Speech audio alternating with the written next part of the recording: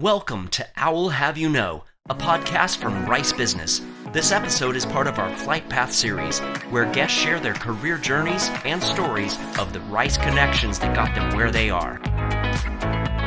Welcome to Owl Have You Know, a podcast from Rice Business. I'm your host, Maya Pomeroy. Our guests today are Dr. Hesam Panahi, who's the Director of the Strategic Initiatives here at the Liu Idea Lab for Innovation and Entrepreneurship, and two innovators that he helped inspire and develop, who come from very, very different backgrounds and from very different industries. Delaney Berman from Berman Foods and Taylor Ann Adams from The Collective. So thank you so much for joining us today. So we talk about entrepreneurship at Rice Business all the time. I mean, this is the place to be. It's the #1 graduate entrepreneurship school in the nation. And we have a phenomenal ecosystem that cultivates and nurtures innovators. But what does it take to be an entrepreneur, right? What's that secret sauce? So today, we're going to talk about entrepreneurship and what it takes to get on that roller coaster ride of ups and downs and lefts and rights and twists and turns and, you know, the occasional screams for dear life. Yeah. But if you're brave enough and strong enough and believe enough in that idea of starting something new, of doing something that nobody else is doing, of really changing not only your own life, but the lives of so many, well, then that roller coaster ride, it's worth it. So where does it start? Where does innovation begin? Well, you're in the room where it happens, right? It happens here at the Liu Idea Lab. And the person that's in the room where it happens is Hesam. So we're going to start with you, Hesam. So let's talk about your background. So you are born and raised in Houston, and your parents, who are right here in the audience, are both entrepreneurs. And you went into university to study management information systems. And at some point, you had a pivot and decided that you wanted to enter the world of academia and cultivate innovators and entrepreneurs. And then you landed here at Lilly. So tell me about your journey and your story and how it all began. So I'm probably here, I would say, by accident. I never intended to pursue academia. When I was going to college and undergrad, I was actually wanted to be a software developer. And so I spent a lot of my time, my free time, in front of a computer. My parents were fortunate enough to buy me a computer when I was like 8 years old. And back then, I'm a little old. So back then it was really nice to be able to just like go and like tinker. And so that kind of carried through to college. And when I graduated in undergrad, a professor came up to me and basically said, like, you know, have you thought about joining the Ph.D. program? And I was like, not really. I don't really know what I'm planning on doing when I graduate. And so I stuck around and did that for a few years. Meanwhile, I was working on startups. I was working with some co-founders on a few different ideas. And then as I was nearing the end of my graduating period in sort of the PhD, I really came to this point where I was like, I don't want to go into academia. And the reason for that was that much of what you do as an academic is you do really meaningful research, but the time with which you do something versus when you see it actually come into fruition takes a very long time, right? And so I guess I have a short attention span, and I was looking for something that was a little quicker. And so I actually ended up graduating and starting a consulting company, right? And so I was building mobile applications, web applications for people. Before that, you know, while I was in grad school, I was the CTO of a startup as well, and helped build all the technical infrastructure for that. And, you know, when I graduated and I started working on a consulting company for a couple of years, that same professor 7 years later comes back to me and says, hey, by the way, like, do you want to teach a class at U of H, which is where I graduated from? And I said, sure, I'll come and teach a class on software development. And as I was sitting there in these classes where people were building things, I noticed that there were so many opportunities for people to actually move forward, to actually take these ideas and bring them to impact. But there was no infrastructure for that to happen. You know, U of H at the time had the #1 undergraduate entrepreneurship program in the country, still does. But that program really was designed in its early stages to support the 40 entrepreneurs that raised their hand and said, I want to pursue business, I want to pursue entrepreneurship. And it didn't necessarily do as much to support the other 39,960 people that were going to U of H that weren't necessarily going down that path. And, both my parents were entrepreneurs. And I think that left an impact on me in the sense that it made it seem much more accessible. And I wanted to make it more accessible to other people as well. And so I started this entrepreneurship program at U of H that then turned into a startup accelerator program that kind of supports entrepreneurs. Fast forward, 4 years later, Yael Hochberg, who is the head of entrepreneurship here at Rice, reached out to me and said, we have this really great, number one, graduate entrepreneurship program. And we're thinking of expanding that beyond just the business school. We're thinking about figuring out how we can make a bigger impact across campus.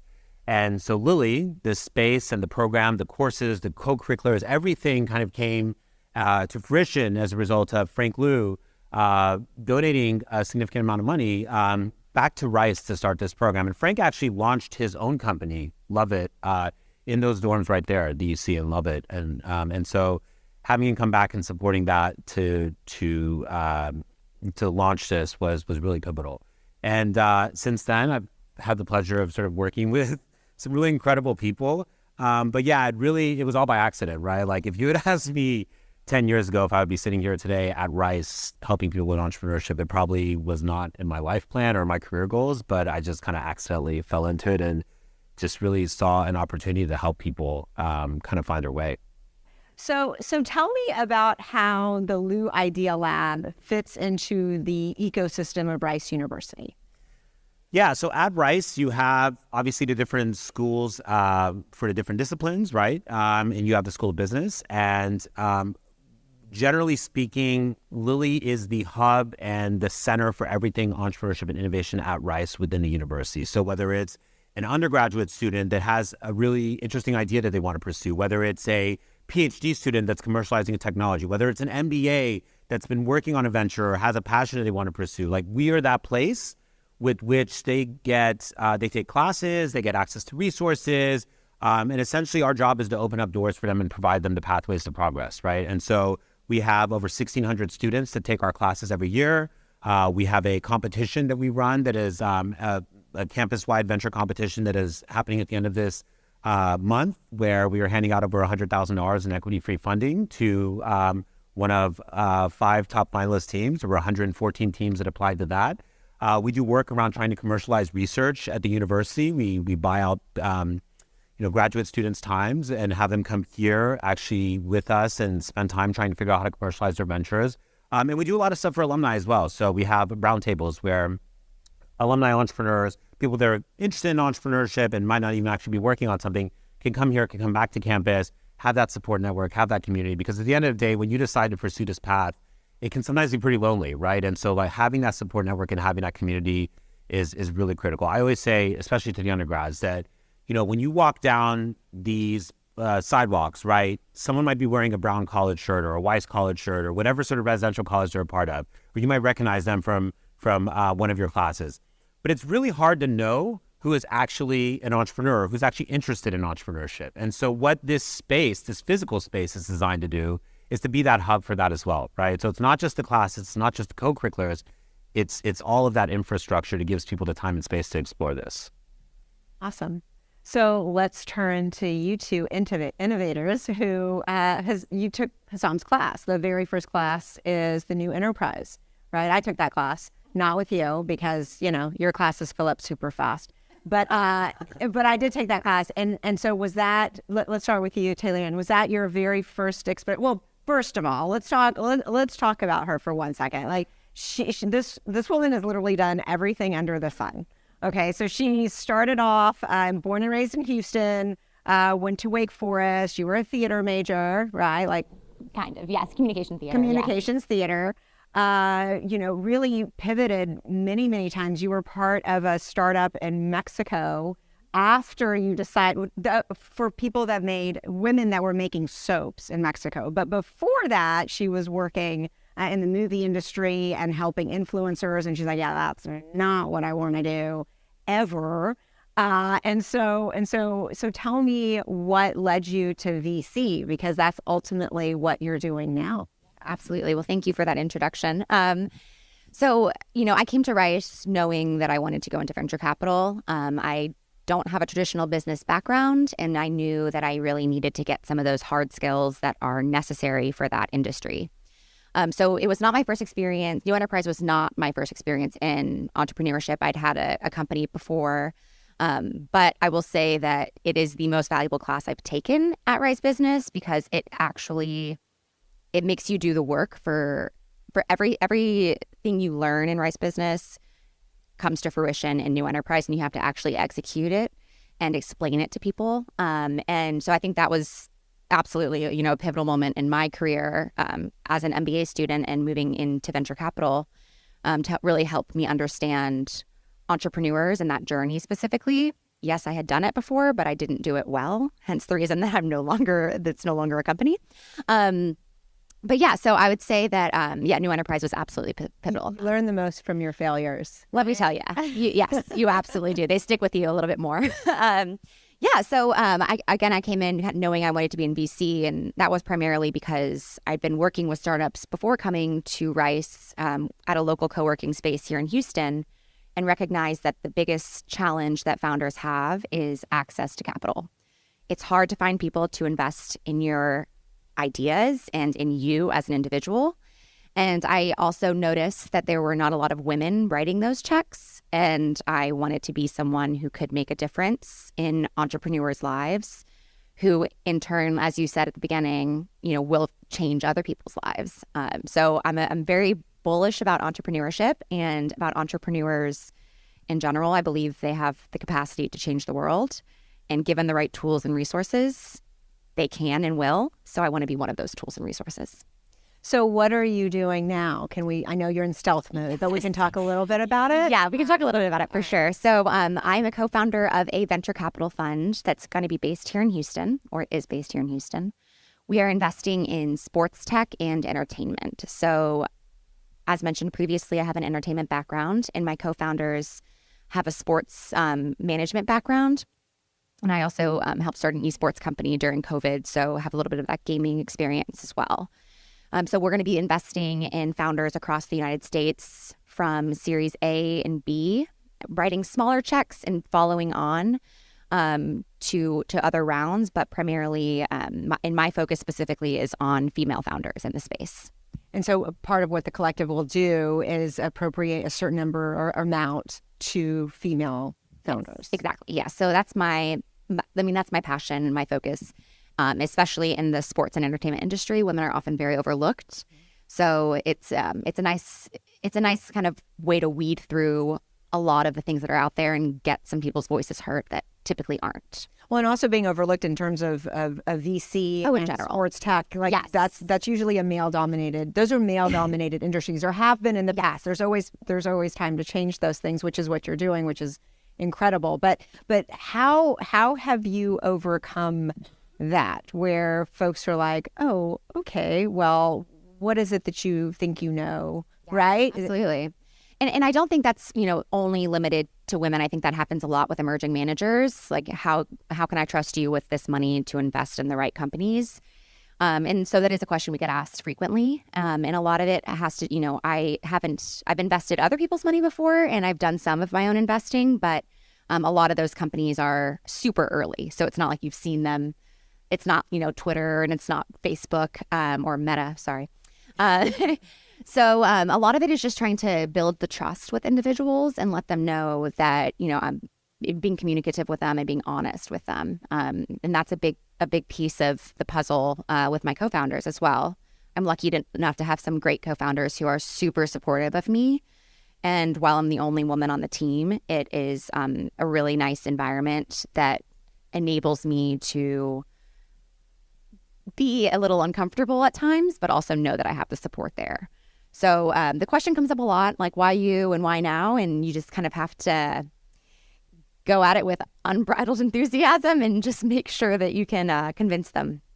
And speaking of timing, whether people want to acknowledge that we're in an economic downturn or not, it's more challenging now to raise venture funds, and when I was in financing the startup with Blair Guru, it was about 1.5 years ago, and he's like, this is going to end. Like, there's going to be a stop to this. And so I remember those words profoundly. So how do you deal with something like that? And how do you convince people where, you know what, we're not going to put your money into fixed income where you have an automatic return, but how about you take a chance on me?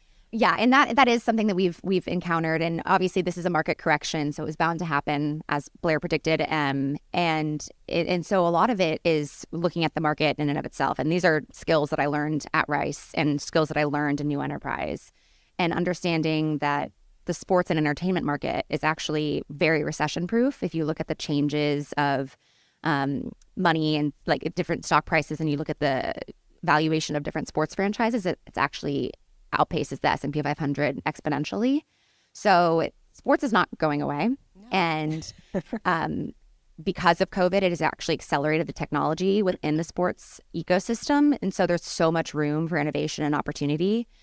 We partner with the Houston Rockets, and they have a director of innovation whose sole job is to find technology that could benefit the organization. And that ranges from cybersecurity to protect the stadiums, to player data capture and wearables. So the time is great for sports, and it's also great to be investing because companies are at a discount when there's a market like this. So yes, the raise is a little bit tougher, but you gotta have the conviction. Absolutely, with anything that you do. Yes. So Delaney, let's turn to you, because you're not raising any funds, right? Okay, so tell me about your background. So you were raised vegetarian and vegan, and really saw a problem in the market, and you just went after it. And I can't wait. You guys get a treat at the end of this, but I'm going to let her tell her story of her innovator story of what she's created, and working with your brother, by the way. Yes. Yeah. Yep. So yeah, I'm like both of them in that I never would have predicted I'd be here. I planned on going to law school for most of my childhood and schooling years. Went to work at a big law firm in DC after undergrad as a paralegal in litigation, and did not love it. Vividly remember calling my mom, like crying in the middle of the night on trial, or, on an off-site trial. And I was like, I got to do something else. So quit that job, moved to LA with very little planned. Started working as a nanny and personal chef there. I had loved food. Like you said, grew up veg and vegan, and had some experience in high school and college working with the dining halls to bring vegan options to campus. So I knew that I wanted to work in plant-based food at that point. I'd been watching all this growth happen in some really cool startups, and just seeing how, different veggie burgers became from like the late 90s to, 2018. And realized that wasn't happening with cheese, right? So why cheese? Yeah, so there's some science stuff that makes it really hard to replicate what dairy does to make cheese happen. Some proteins, some sugars that are, just perfect for that mission. They're also really addictive, so we get really hooked on that flavor in a way that doesn't happen with, a lot of other food. So it just, wasn't a focus in the space. I think burgers and meat kind of were a bigger focus. People don't necessarily tie the ethical implications and environmental implications of dairy and animal agriculture in the way that they do to meat. So I think that was a bit of why there were fewer innovators in that space. But just on a personal basis, it was always the thing I missed most once I went vegan. Kept waiting for good products to come out. They weren't coming out.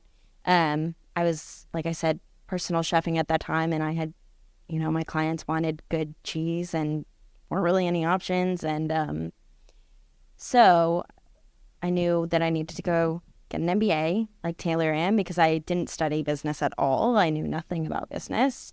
Knew I wanted to get into entrepreneurship, realized that cheese was a wide open space. But still at that point planned on just going to work for another startup after B school. And somehow ended up here instead. Well, that's good. That's good for us. So you ended up in the best place that you could have, But that's also something that I see a similar thread with entrepreneurs is there's a problem and they kind of wait for somebody to solve the problem and nobody's solving the problem. So they're going to solve the problem. And those are usually the most successful ones. So, in terms of it's $1 billion business, the food industry, right? And more people are switching to becoming vegetarian and becoming vegan and really being very health conscious and aware of what they're putting into their bodies. So, so what year was that you decided that this was what you wanted to do? So law school, let's go back a little bit. Okay, so graduated undergrad in 2016, worked in law till 2018, moved to LA to get on the ground food experience. That was kind of where vegan stuff was happening in LA. It wasn't really happening as much anywhere else yet, maybe New York. I was very much debating between New York and LA. Put up a poll on my Instagram and went with the results. That's amazing. I love that story. There was a little more planning that went into it, but not much. That's why I'm going to make all of my big decisions in my life as well. I'm going to put up a poll and see what people say. And then I'm just, I had friends in both places and I was like, New York's really cold, a little more expensive. LA, at least I've got the sun. I was pretty done with snow by that point. And knew I wanted to go to business school at that point to get into entrepreneurship. I thought it would be too big a leap on my own. So working as a personal chef and nanny afforded me the time to study for the GMAT. So that was 2018. I was applying 2019. And then COVID happened. Yay. COVID happened. Luckily, I was already had committed to Rice because I applied round one. I actually came to Admit Weekend in, I think, January, where I met Sophie Randolph, who was one of the other Rice founders. And then COVID happened in March. Yeah. So that was a sort of timeline. Right. And we're all still here. We're all still here. Yep. I was not sure if B-School was going to happen at that point for our class or if we were going to get delayed or what. But so came in knowing that this was a problem space I was interested in, but didn't really honestly think that I could do much for it on my own. But at some point had the realization that there were a lot of startups with money who hadn't made it happen yet. A lot of big food companies who hadn't made it happen yet. Nestle hadn't fixed the problem. No one like that had done it. So I thought maybe I'd actually have a better shot like on my own in my kitchen if I just played around and did a lot of research.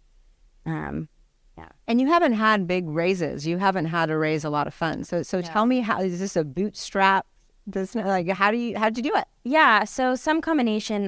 We're really lucky that we got some friends and family money, a little bit, just so we have some cash on hand. Thought about raising more last summer and decided not to go that route. Why? I thought it would tie us to a certain growth trajectory that maybe wouldn't be sustainable. Okay. And I wanted to make sure that we could lead the way on what was most important to us and what I felt was most important to our business, which is making really great products for everyone. Yeah. In a way that's nourishing to our bodies, sustainable, customer focused. And my brother and I both still work part-time for other businesses, which is part of the reason we can do this. So, and your brother, so hot sauces. Right? Yeah. So simultaneously, all this was happening. My brother was a brewer in San Diego. He's always loved all things fermentation. He's does sourdough. He was roasting coffee. Started as a home brewer, then moved into it professionally. Worked at some really cool breweries on the West Coast, and started at some point doing fermented hot sauces just for fun. And then giving them out to, friends and family and getting really good feedback. So he was like, okay, maybe I'll start selling them. He came up with this really cool brand called Prophecy. It's this whole one-eyed owl thing because this owl literally landed on his balcony with one eye. Oh, another owl? Yeah, another hour. Oh, okay. And There's a trend here. yeah, and he looked it up. And so, yeah, Prophecy Hot Sauce was the brand, and that kind of came out of that experience. He was looking up like the omens. Yeah, but they're all fermented, and we started talking probably about a year into B school. I was working on cheese at that point, had been through New Enterprise, was incubating at Mercury, and some stuff was happening on the craft beer scene where it was becoming harder and harder to make it as a craft brewery, especially on the West Coast where there's a lot of competition. And we started talking about combining forces because he had the more technical fermentation background that I didn't have at all.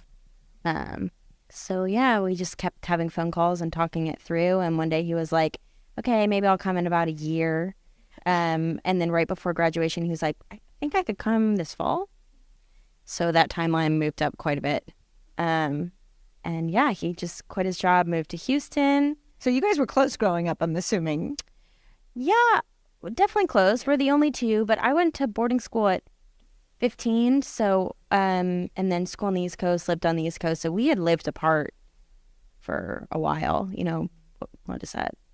12 years, something like that. So,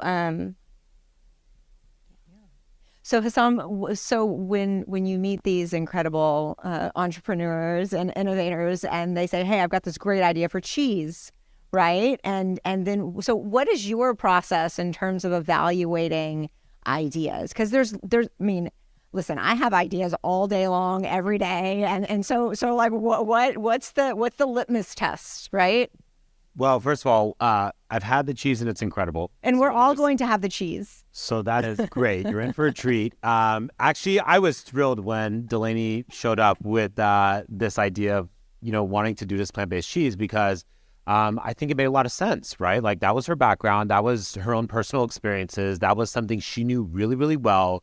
It was, you know, it was just something that was inherently her interest. And I think that when we look at people's ideas, when we look at, and we get, I mean, I hear the same things. I hear many of the same ideas over and over again. And I really try to find a way to map whatever that idea is to a problem that needs to be solved, and that problem to a personal interest or curiosity that person actually has, right? So certainly there are people out there that are thinking about entrepreneurship as a way to just make money as quickly as possible. And I'm here to tell you that that's like actually not typically what ends up happening, right?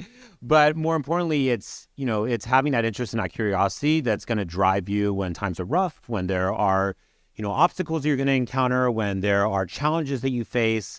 And so what I'm always asking that person whenever they're talking about their ideas is to try to get a sense of like the origin story, right? And what is it about them that really positions them to want to pursue this in that roller coaster, right? Like what's going to keep them going? And the other part of it is really just trying to validate and just go out and understand how big of a problem is this for everyone else out there? Because, you know, there might be a problem that I experience, but am I really seeing that out there? And so we encourage people to kind of get out of this sort of out of their heads, honestly, because so much of that time when you have an idea is just spent analyzing it and thinking about, what if I did this? What if I did that? What if I did this? And it's just all about like breaking it down, thinking about, well, what's the actionable next step that I can take today with no money and with no resources to try to further understand whether or not this is worth pursuing. And I think a lot of what we have to do here at Lilly is to try to clear that pathway for founders to kind of have the tools and resources at every step of their journey. Because at the end of the day, you know, you come to a highly ranked business school like Jones or Rice Business, you come to a highly ranked university like Rice, you have a lot of options when you graduate, right? And a lot of those options have very clear pathways. And it's like, you want to do investment banking, here are the 7 steps that you need to take in order to do it. It's going to be super competitive, but here are the 7 steps. You want to go into consulting, here are the 6 steps you need to do in order to do that. And so for us, there's a process we follow, but a lot of it is really just providing that support and just letting people see that there is an endpoint that they can get to, and that even though that path is not linear, even though that path is not immediately clear, even though it's going to have those ups and downs, like there are ways of measuring your progress that are meaningful. And that's essentially what we try to coach people and support founders through. So what has been, for both of you, this is a question for both of you, what has been the most surprising in your entrepreneurship journey? I'll let you start, Delaney.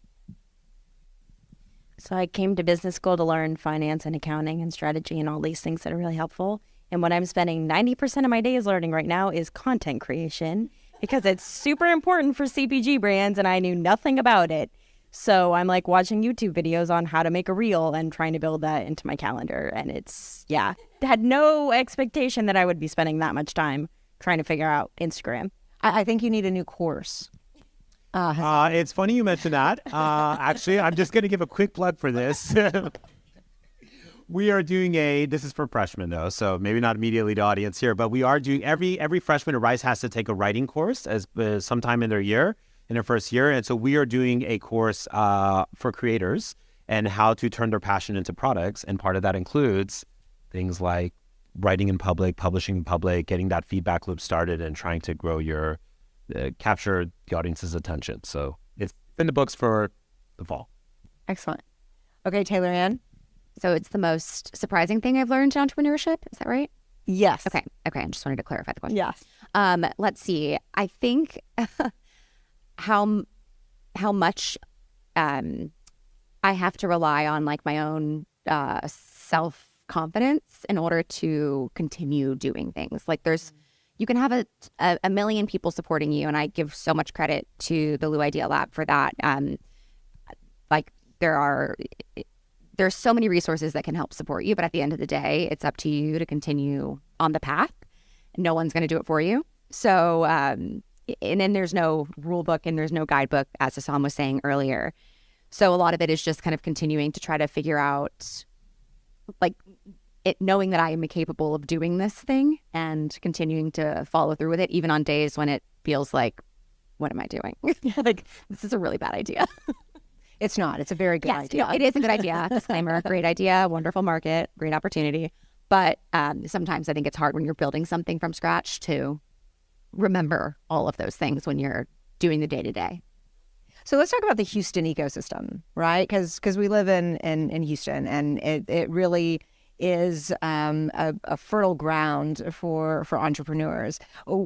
Tell me about your thoughts about starting something new and being here in Houston. And what are the benefits? What are some of the weaknesses? You know, how could Houston be better equipped to help entrepreneurs here in the city? Because it was Silicon Valley, and then it was Austin, and then there's Herzliya in Israel. I mean, there's these pockets throughout the world that are known for innovation. So how do you think, and Houston's getting there, we've got Greentown Labs, we've got the energy trend. I mean, there's Halliburton Labs, there's all sorts of things that are happening here, which is very, very exciting. But how could it be better for all three of you? I'm happy to start with this one because I am extremely bullish on the Houston startup ecosystem.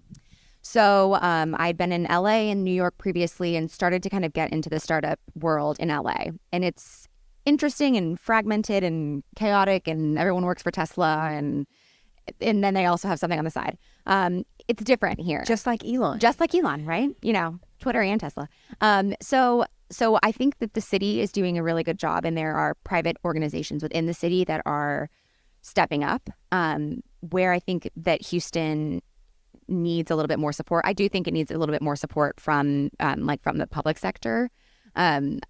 There are definitely champions of innovation that exist in Houston, and there's so much money here. There is so much talent here. We have the Texas Medical Center, we've got Rice, we've got U of H, we've got TSU, we've got St. Tom. I mean, there's so much opportunity here. I think what it's going to take is for people to drop egos and allow for there to be a lot of community building as opposed to trying to win. Hesam? Yeah, so I think that was great, actually. So I've been a part of this ecosystem now for about 15 years. So I've seen kind of the highs and lows of it. I've seen different iterations of institutions that have tried to centralize and tried to build density, because obviously, as many of you know, being in Houston, it's very fragmented. Everyone's kind of spread out, and having some sort of nexus or center where that activity can happen is really critical. And I'm confident and I'm bullish, just like Taylor Ann is, because I think that what we're seeing a lot of now is people are kind of waking up to the fact that we are, we can't rely on energy as our sole source of innovation. We can't rely on healthcare as our sole source of innovation. We have to look elsewhere and try to bring people here to build things. And I think the other part of it that's hopefully we'll start seeing more of it over the course of the next few years is seeing people win, seeing companies exit, and then those people then coming back and feeding into the ecosystem. If you look at some of the most successful ecosystems just in the US, right, that's where a lot of it has happened. It's entrepreneurs that have made it, that come back, give back, that contribute, that are part of that sort of cycle. And so I'm hopeful that that'll happen soon. And I think a lot of what the community is doing is trying to create that density and create that interest and create that activity. And so I'm pretty excited about it. And I think that Rice is trying to play a pretty big role in that, or at least be very active in it. And so I think the next few years are going to be really exciting here in Houston. And personally, as someone that's grown up here and lived here all my life, I'm just super excited to see all of this activity and just the growth that we've seen over the last 2 years. Yeah. So I'm the outsider on this panel. I did not grow up here. That's okay. We'll still claim you. Okay. Good. Came for Rice and fully expected to leave Houston at the end of it. Looking at B schools, immediately fell in love with Rice for the entrepreneurship program. But I was like, I have to live in Houston for 2 years. I guess we can handle it. We'll just move after. And completely changed my mindset after living here. I love the city so much. But ultimately stayed to build our company here because of Rice, because of Mercury. I've had all this amazing, wonderful support here without which I would not be doing this right now. And I wanted to stay close to those connections. And for food specifically, Whole Foods and H-E-B are both headquartered in Texas. So in terms of distribution and growth, there's a lot there. I will say the one thing, Houston doesn't have it all yet. Like all the CPG companies are in Austin, which given how much diversity and how much food diversity we have here is wild because there's a ton of potential, a ton of great food and like no CPG companies. I've met a couple other founders through being in the farmers markets, but yeah, we need a lot more infrastructure here. We need good commercial kitchens, which we're really struggling. Like it's really hard to find a good commercial kitchen space here. Well, somebody needs to come up with that idea. Yeah. If anyone wants to build one, I can tell you exactly what would work. Yeah, see, that's synergy. That's called synergy here. So can you tell us some of the markets that you're targeting for your products? Yeah, so we developed this in New Enterprise. One of my teammates is here, but our go-to-market strategy was always to start in farmers markets, which is what we're doing now, get really quick customer feedback, which has allowed us to iterate pretty quickly, test new flavors, we're trying to figure out how to tell the story that connects the hot sauce and the cheese now that we're doing both and they're kind of different brands. Markets. So starting here, then we'll probably do Austin and Dallas to stay within Houston. And then our goal is to branch out to sort of secondary markets that don't have a lot of plant-based foods yet, but where I know there's disposable income and interest in eating healthy, eating well. So places like DC, Atlanta, Boulder, Florida, we're from Florida, so Tampa and Miami are on the list. And we'll just grow out little by little so long as we can meet demand. Yeah, that's the plan. We'll see how it goes, but small independent retailers first, and then ideally Whole Foods or HB within the next year to 2 years. That would be incredible, and you'll need to keep us posted on all of that. So Taylor Ann, in terms of growth for you, for the collective, tell me about that. Where do you hope to be next year and 5 years from now, and what's your like pie in the sky dream? Oh man, I've got a lot of those, so I'll keep it narrow. But let's see, we've raised to date a little bit under $4 million. It is a $25 million fund. So once we hit 5 million, we'll be able to start deploying the capital into startups. I'm meeting with startups every single day, doing all of the due diligence and all of those fun things. So we have a strong pipeline. But right now, our sole focus is raising this $25 million fund. So in a year, my hope is that it's raised, and then in the next 2 to 3 years, we want this first fund to have a little bit of a shorter cycle, so that we can get some exits quicker with less ownership, just to kind of prove that we can do it, to your point earlier, right? So I imagine that in the next year or two, we'll be raising a second fund, which will hopefully be at least 2 times bigger, so at least $50 million to $50 to $100 million. And so that's kind of the pie in the sky for me, and I'm keeping my vision to 5 years right now, because if I go beyond that, it just gets a little scary. So how do you deal with the VC competition here in Houston? Because there's a bit of that. Yeah, absolutely. So there's about 12 or 13 VCs here in Houston. There's not, we all kind of invest in different things for the most part. So it's a pretty tight-knit community. Everyone really knows each other in VC.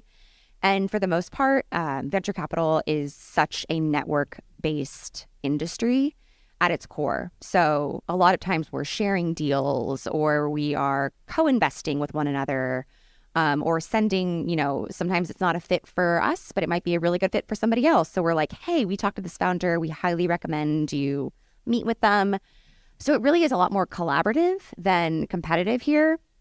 The same can definitely not be said for the Valley, obviously, and in New York as well. But there is a lot of cohesion here. Okay, so last question before we open it up for our guests to ask you questions.